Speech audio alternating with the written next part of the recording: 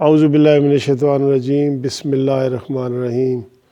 قانونی T V کے viewers کو میرا سلام۔ اور دوستو، آج جو بات آپ کے ساتھ میں ویڈیو شیئر کرنے والا ہوں وہ ہمارے سپریم کورٹ لائرز کے پلاٹوں کا مسئلہ ہے، ہاؤسنگ سوسائٹی کا مسئلہ ہے۔ 6-7 سال سے وکلاء نے پیسے جمع کروائے ہوئے ہیں اور ہمارے پلاٹوں کا مسئلہ حل نہیں ہو رہا بلکہ الجھتا ہی جا رہا ہے۔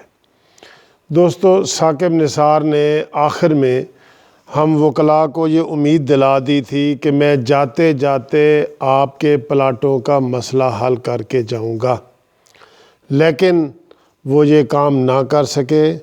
نہ صرف یہ کہ کام نہ کر سکے بلکہ جان بوجھ کے آخری 2 ویک میں اپنے آپ کو اس بینچ سے بھی علیحدہ کر دیا جس کے پاس پلاٹوں کا کیس تھا۔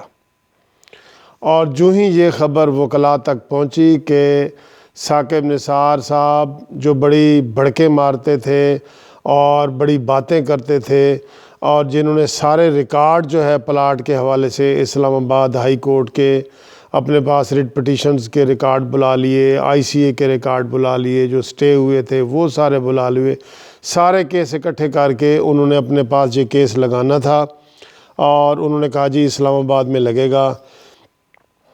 میں نے تمام سپریم کورٹ کے دوستوں کو میسج کیا کہ بھی اسلام آباد پہنچو، لیکن جب آپ وہاں پہنچے تو ہم ششدر اور حیران رہ گئے کہ ثاقب نثار نے اپنے آپ کو پلاٹوں والے بینچ سے علیحدہ کر دیا۔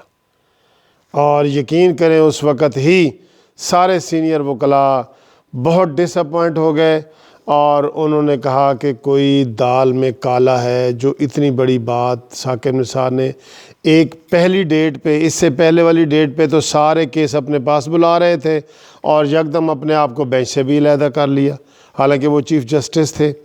اور اس میں انہوں نے عظمت سعید صاحب سپریم کورٹ کے جو جسٹس ہیں ان کے بینچ میں وہ کیس لگا دیا۔ تو دوسری سیڈ نیوز اس وقت سامنے آئی جب عظمت سعید صاحب نے بھی معذرت کرتے ہوئے سپریم کورٹ کے لائرز کے پلاٹوں والے کیس سے اپنے آپ کو علیحدہ کر دیا اور کیس ایڈجرن کر دیا۔ دوستو، یہ بڑے افسوس کی بات ہے کہ اتنے سالوں سے ہمارے جو سینئر سپریم کورٹ کے وکلاء ہیں، جن کی یہ سمجھ لیں کہ اپنی وکالت کی پوری کمائی ہے اور کوئی حکومت انہیں مفت پلاٹ نہیں دیتی جیسے گورنمنٹ کے ملازمین کو مفت پلاٹ دیے ہیں، ہر وکیل نے پلاٹ کے لیے 40 لاکھ روپے فی کنال جمع کرایا ہوا ہے اور ہمارے 7 ارب روپے جو ہے وہ ہم نے جمع کرا دیے ہوئے ہیں اور اس کی ایکوزیشن وغیرہ ہو رہی ہے جس کا ہمیں قبضہ نہیں دیا گیا۔ ثاقب نثار نے یہ اعلان کیا تھا، آئی جی کو حکم دیا تھا کہ اگلی ڈیٹ سے پہلے زمین کا قبضہ ان فاؤنڈیشن کے حوالے کیا جائے، لیکن افسوس کی بات وہ قبضہ بھی حوالے نہ ہوا، حکومت نے وہ بات نہ مانی۔ اور اس میں دوستو یہ دیکھنے والی بات یہ ہے کہ ایسا کیوں ہو رہا ہے، یہ ثاقب نثار جاتے جاتے ہم وکلاء کو دھوکہ کیوں دے گئے؟ تو اس میں وہ نادیدہ قوتیں ملوث ہیں جو آج تک اس مسئلے کو حل نہیں ہونے دے رہی۔ ہم نے لیگل طریقے سے ساری ایکوزیشن کی ہے، 7 ارب روپیہ وکلاء نے اپنے فنڈ میں جمع کرایا ہے۔ دوستو، میں آپ کو بتاؤں جو سپریم کورٹ کے سینئر وکلاء ہوتے ہیں وہ موسٹلی 50 سال 60 سال اور اس طرح کی ایج کو پہنچے ہوئے ہوتے ہیں، اور ان میں سے جن لوگوں نے پلاٹ جمع کرائی ہے کافی وکلاء جو ہے وہ فوت ہو چکے ہیں اور نہ جانے اس کا مسئلہ کب ہوگا۔ اور مجھے تو یہ یاد آ رہا ہے کہ منصف ہو تو حشر اٹھا کیوں نہیں دیتے، مٹ جائے گی مخلوق مر جائے گی مخلوق تو انصاف کرو گے۔ تو دوستو، ابھی تو یہ بیل منڈے چڑھتے دکھائی نہیں دے رہا اور ثاقب نثار صاحب جو ہے ان پلاٹوں والے کیس سے علیحدہ کیوں ہوئے، عظمت سعید صاحب بھی علیحدہ ہو گئے، اور اب اس وقت جو 7 تاریخ کو ڈیٹ لگی ہوئی تھی 7 فروری کو، میں نے تمام دوستوں کو میسج کیا کہ میکسیمم دوست جو ہے وہ اسلام آباد سپریم کورٹ میں پہنچیں، اپنا ان کا کیس لگا ہوا ہے۔ تو اس میں بھی ہماری جو کابینہ ہے، ہمارے جو صدر ہیں، سیکٹری ہیں، ان لوگوں نے مل کے یہ پلاننگ کی کہ ہم نے ڈیٹ لینی ہے، اور وہاں پہ روسٹم پہ کھڑے ہو کے ایڈجرمنٹ کی ریکویسٹ کر دی، اور اس میں مشیر پیش امام صاحب وہ بڑے گرم بھی ہوئے کہ جی بحث کریں اس میں ڈیٹ لینے کی کیا وجہ ہے۔ تو انہوں نے کہا کہ جی فائلیں ہمارے پاس نہیں ہیں، اور رات کو اطلاع آئی ہے، اور یہ ہے وہ کر کے تو وہ دوستوں ڈیٹ لی گئی ہے۔ میرے خیال ہے یہ بھی بڑا کمزور موقف ہے کہ ہمیں تو چاہیے کہ اس کی ڈے ٹو ڈے ہیئرنگ کروائیں۔ اگر ہمیں پلاٹ ملتے ہیں تو مل جائیں، سب سے بہتر ہے، نہیں تو ہمارے دیے ہوئے جو پیسے ہیں وہ ڈی ویلیو ہو رہے ہیں، وہ پیسے ہی ہمیں مل جائیں۔ لیکن ابھی یہ حالات ایسے نہیں ہیں، ہمیں دیکھنا ہے کہ یہ کون سی قوتیں جو ان کے پیچھے ہیں۔